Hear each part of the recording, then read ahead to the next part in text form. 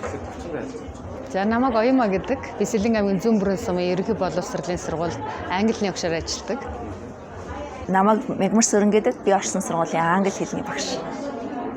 Сайн байцгаана уу? Намайг Оюун Эрдэнэ гэдэг 153 дугаар сургуулийн англи хэлний багш байна. За 32 дугаар сургуулийн англи хэлний багш Инх Мэнд байна. За сайн байцгаана уу? Намайг Бямцагт гэдэг. За би Сонгон хайрхан зүргийн 151 дугаар сургуульд англи хэлний багшаар ажилладаг. За би Налахын 100 дугаар сургуулийн англи хэлний багш Дэстэн Бэлгээд багш байгаа. За би Сэлэнг аймгийн лаборатори 4 дугаар сургуулийн англи хэлний багш Сүхмаа. За боловсролын байгууллагад 23 дахь жилдээ ажиллаж байна. ER арчил хэрэгжүүлээд 3 дахь жилдээ явж байгаа юм багш байна. За энэ болохоор юу яаж байгаа? Сурагчдаас ирсэн хөвгөлтэй асуулт байна. За. За тэгээд танаас сурах гэж байгаа юм. За эхний асуулт нь болохоор заах хичээлээ мартаж байсан тохиолдол байсан уу? Байсан бол ярьж өгөөч. Байсан нуухгүй 19 жил багшлахад нэг удаа бүр огтоосоо ингээд мартчихсэн. Тэр нь юу вэ гэсэн амьтны тухай хичээл амьтны тухай хичээл 7 дугаар ангийнханд орж исэн. За тэгээд амьтны үр төлгээд ингээ үзчихэд нэг хүүхэд надаас багшаа унгыг юу гэдгийг би англиар гэдгсэн чинь мэддэг мөртлөө ингээ яг тэр үед би ингээ гацчихсан. Тэгээд тэр байдлаасаа өөр хүүхдийн яриаг дэмжингүүтээ гараад тэр байдлаасаа гарангуудаа ангиа орхиж гараад англи хэлнийхаа өөр нэг багш дээр очиод нөгөө үгээ асуух гал багшийнхаа хаалгыг тогшоол хаалга ингээл нээсэн чинь гів гинт тэр үг ороод ирсэн. Тэгээ буцаага хаасан чи нөгөө багш над миний араас хөөе Оюрдны зүгээр үү гэд. Тэр зүгээр би нэг юм мартчихад яа чи танаа ангийн хаалгыг онгойлгосон чи санчлаа гэд. Тэгээ хүүхд буцаж ороод нөгөө хүүхдтэй хэлжээлээ. Бага. Тэр жоохон дэлгэрэнгүй. Нөгөө яг тухайн хичээлээ төлөвлөчөөд ороод тухайн нөхцөл байдлаас хамаарат нөгөө өөр зүйл ярьж байгаа л жоох удааш ч юм уу те. Эсвэл нөхцөл байдал тааруулаад өөр болох тийм тохиолдлууд байдаг. Заах хичээлээ марчсан тохиол байхгүй. Яагаад тэгэхээр яг өмнө нь маш сайн бэлдээд ордог учраас угаасаа хүүхдүүддээ багшхан яг хүргэж заахын тулд өөртөө итгэлтэй авах хэрэгтэй. Өөртөө итгэлтэй яаж байх юм бэ гэхээр мэдээж мэддэг чаддаг байж өөртөө итгэлтэй чаддаг тийм.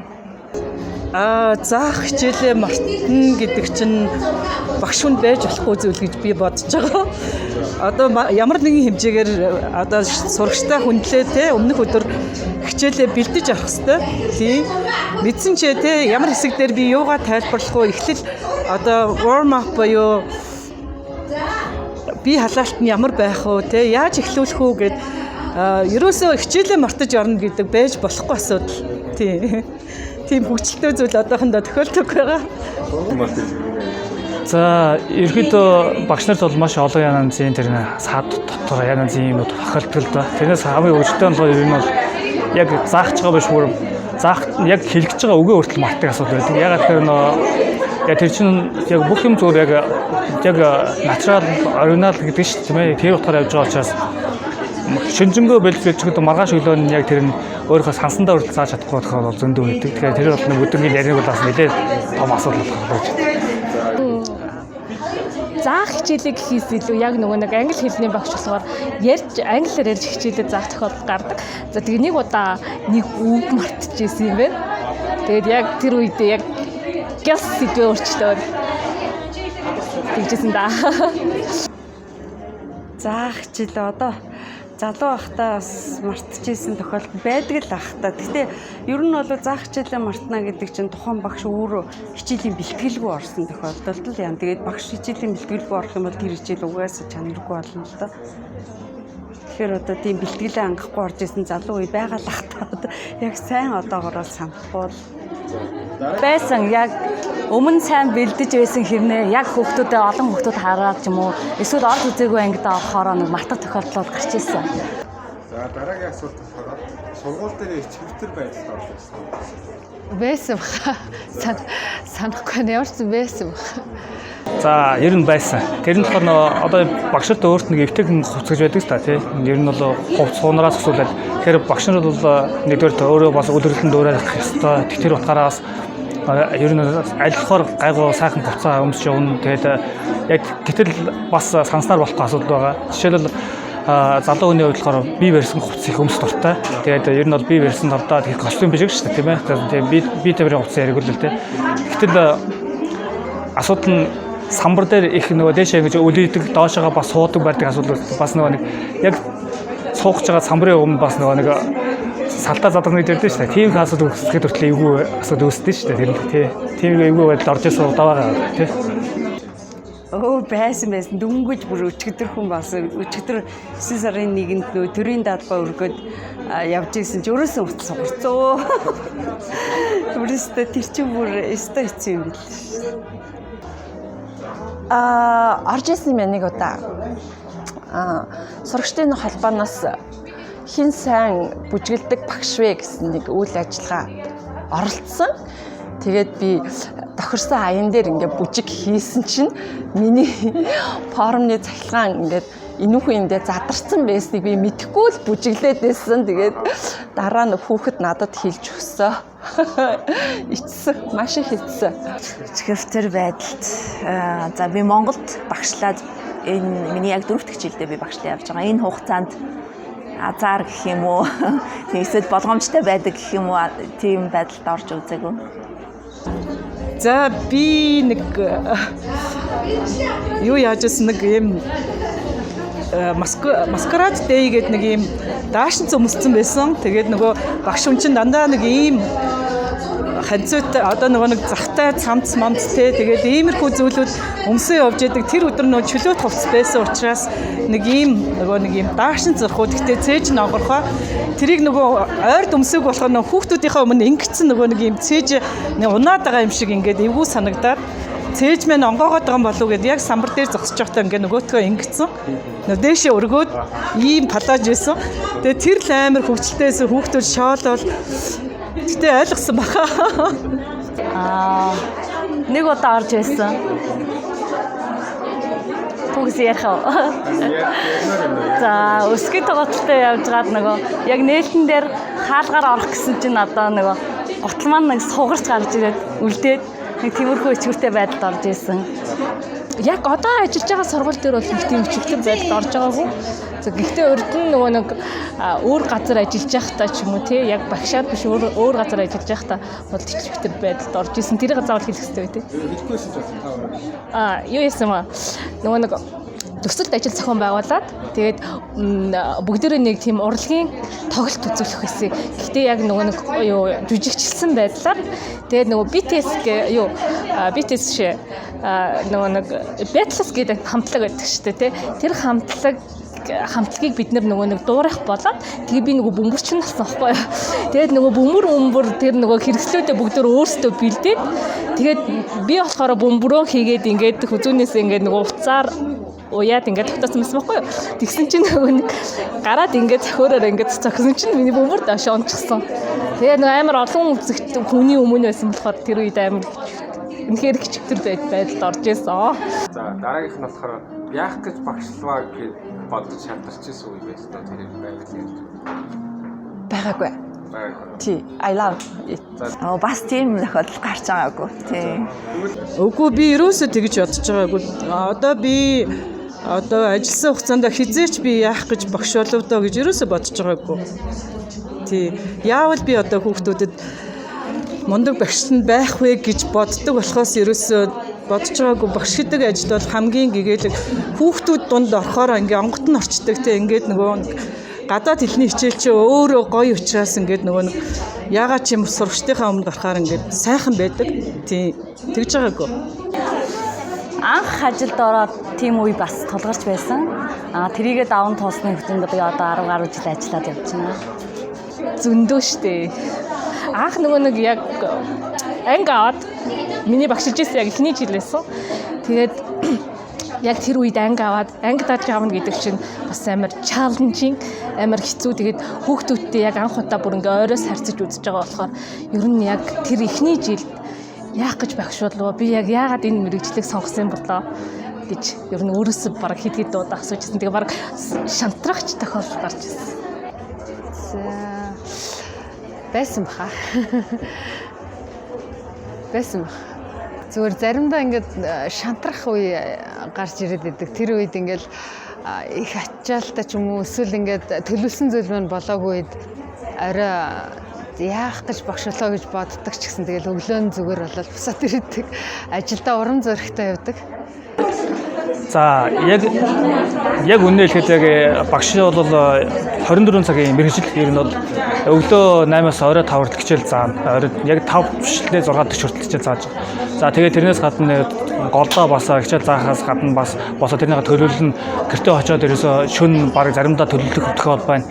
Тэгээд олон нэг шалгалт сүйтгэхтэй ч юм уу тэгээд нөө дээрээс маш их олон судлаа янз юм гинт ороод ирж байгаа тохиол бас тийм шантрах үе байна. Гэхдээ тэр болгоныг давж ижил багш болно гэж ойлгодсон шүү дээ. Энэ тий.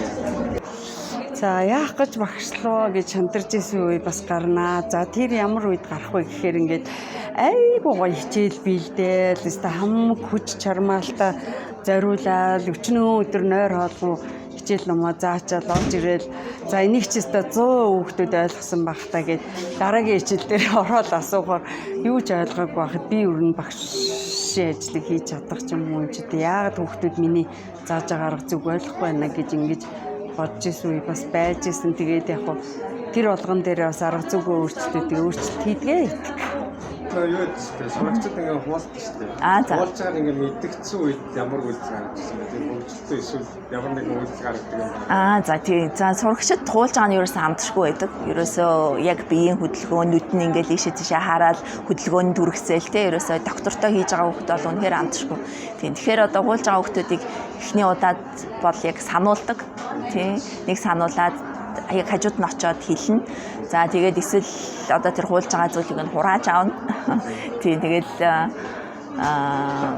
ер нь бол тэгэл манай сурагчид хуулах буруу гэдгийг угаасаа нөгөө plagiarism гэж ярьдаг те одоо орчин үед одоо маш их хэрэгжиж байгаа. Тэгээ яг тийм сургуулийнхаа төвшөнд яг тийм дүрм гаргасан учраас бүх хүүхдүүд тэрийг одоо ойлгодог болж байгаа.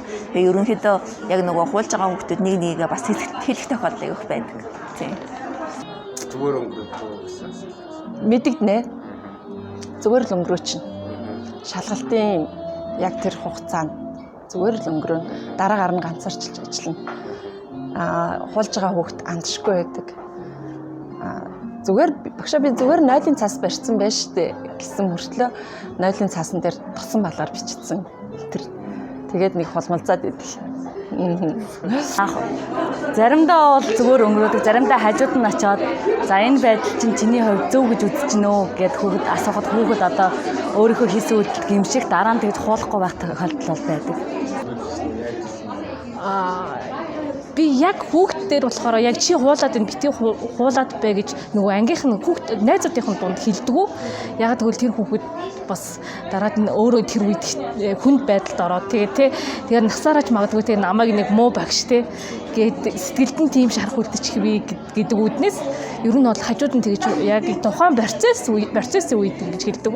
За гэхдээ дараад нь яг шалгалтын дүнг танилцуулах юм уу те тусад нь дуудаж уулзж байгаад чи ингээд дахиж битгий тэгээрээ багш нь тэрий чи мэдсэн шүү гэд ингээд хэлчихдэг юм бол мэдэгдэн ер нь бол яг хөө зөвөр хуулж байгаа үед бол битгий хуулаараа гэх байдлаар бол анхааруулдаг. Гэхдээ бол нэр цохож энтер бол нэг хэлдэггүй зүгээр битгий хуулаараа эсвэл хуулж байгаа суралцагчийн хажууд ч зогсчихдаг. Тэгэл тухайн суралцагч маань үйлдэлээ зогсоочдөг.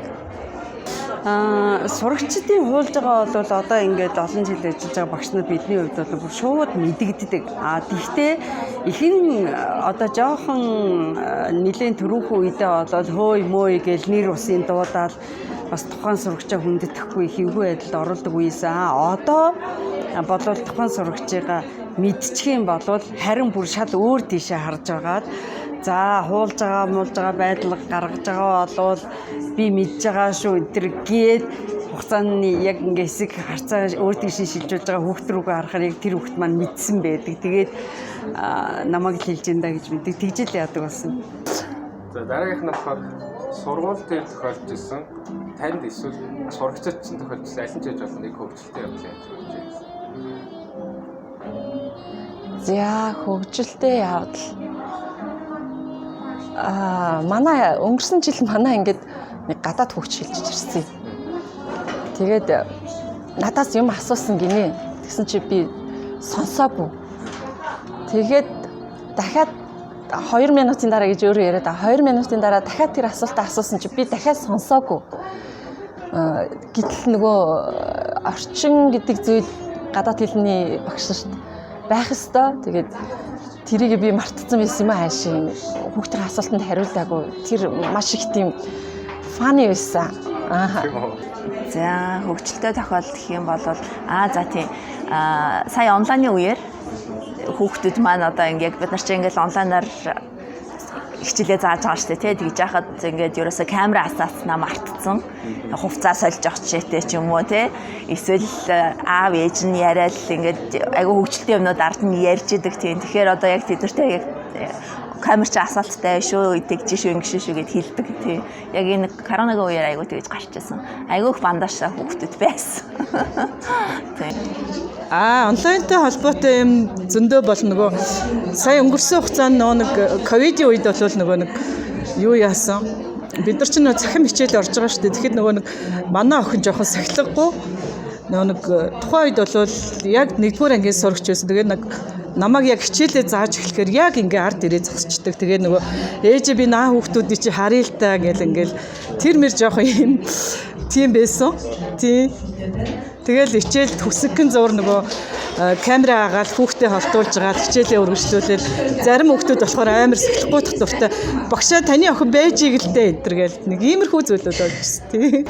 Яг одоо яг бүр тодорхой санаанд орчихгүй юм л да. Маш олон хөгжилтэй зүйлүүд болдог. Тэгээд хамгийн наадлаж захын жишээ нь би энийг одоо төрсөн өдөр болоход нүрийн бялуугаар угаах ч юм уу тэр зүйлүүд одоо их болдог л доо. Тэгээд тэр болгоны үдэнгийн дээр нь бол тухайн үед баримтаж аваад сүүлд нь ингээд баг багаар ингээд дурсаа санаж явахдаа маш гоё л доо тий. Сурагчид бол ерөөсөө байнга л хүчтэй гаргадаг л да. Одоо өнгөрсөн 12 дугаар ингээ хүүхдүүдэд бол одоо яштай өндөр оноо авахын тулд бид нэр аягүй ингээд ачаалтаа ажилладаг. Тэгэнгүүт ингээ даалгавар маалгавраа хийгээгүй ороод ирэхээр л зүгээрстэй нэр баргалаг галзуугүй имлэгийн хүмүүс орж ирж байгаа юм шиг л миний хайрт авагш яасан ийс ингээл дуулаад тухайн хичээлийг сэргээ сануулахгүй тэр шалгалтыг ахуулахгүй байдлыг гаргахын тулд бүрстэй янз бүрийн өнгө дүр зураг үзүүлж гал намайг бүр инээлгээл тэгэл юу яачдаг шүү дээ. Хүүхдүүдтэй ажиллахад бол байнга л ер нь бол гоё хөгжилтэй бодлоор дүүрэн байдаг. Ер нь бол гэр орноосоо жоохон уур уцаартай гарцсан ч юм уу ар гэрийн асуудлаас болоод ингэж мэхэд хичээл дээр орж ирэл баг хамгийн ихний хүүхэд сайн мань багшаа гэд энийг л мэдлэхэд тэгэл бүр ингээл хөгжөөл өөрөө айгуу гоё болоод явцдаг. Тэгэхээр хүүхдийн энерги, хүүхдийн орчин бол байгаа газар болоод хүүхдтэй байгаа газар болоод багш тэгэл бөө баяр баясгалан хөгжилд өөрөө явдаг. Сурагчтай хандаж хэлдэг байх. За уран зоригтой байгаараа сурах хүсэл эрмэлзэлтэй байгаараа шантрах үе гарвал тэгээд давж гараад ирээдүйн зорилгын төлөө тэмүүлээрэй л гэж хүсэе да. Ер нь сурагч гэхгүй тийм ээ. Яг хов хүнийхээ үднээс ер нь бол хүн хичээвэл зорьсондоо хүрч чадд юм аа. Хамгийн гол нь яг юу зорж байгаа вэ гэдгээ хамгийн сайн төлөвлөх ёстой асуудал гэж бодож байгаа. Тэгэхээр төлөвлөсөн зүйл байгаа бол заавал чи хүрнэ гэж өөр дотроо хэн ч хэлэхгүйгээр дотроо хатуу чанга бодчихлох ёстой гэж ойлгож байгаа. Тэгээ тэр утгаараа та нар чаднаа гэж хэлээ тийм. Заавал яллаа. Ер нь бол сурагчтай хандаж хэлэхэд бол одоо хүүхдүүд бол айгүй их зорилгоо тодорхойлдог болсон. Урд өмнө бол дандаа ээж аав багш чиглүүлдэг байсан бол одооны хүүхдүүд бол бүр зорилгоо тодорхойлдог болсон. Тэгээд зорилгынхаа төлөө бүр ерөөсөө тэгжил зорилгоо тодорхойлсон бол тэрнийхээ төлөө бүр цаг, зав, бүр зориулалт гаргаж ингэж айгүй хичээн суралцдаг болсон. Тийм болохоор хүүхдүүдийнхээ зорилгоо тодорхойлороо тэгээд зорилгынхаа төлөө тууштай өөрийгөө дайж хөдөлмөрлөж чадах юм бол та нарт хинтэн ч чадахгүй зүйл гэж байхгүй.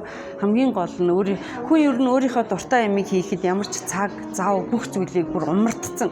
Одоо бүр хамгийн муугаар бодоход PC тоглодог хүмүүс бүр хичнээн цагаар хичнээн өдрөөр бүр цаг зав мартаад ингээл хоол ундаа мартаад хөдөлмөрлсөн байдаг шиг тэгж өөрийнхөө зорилго дурлж цаг зав бүх юмыг умартаж бүх юмыг хоошин тавь зөвхөн зорилгынхаа төлөө тууштай бүгдийг дайжиж хөдөлмөрлөөрөө тэгвэл бүх юм та нарын өмнө нээлттэй байгаа шүү, шударга байгаа шүү, үнэн байгаа шүү гэдгийг хэлье да. За хүүхдүүдтэй зориулаад хүнийг их сайхан тийм эргээр харж аливаад зөв хандлагатай байж англи хэлийг хэрэгцээ талаас нь судлаарай.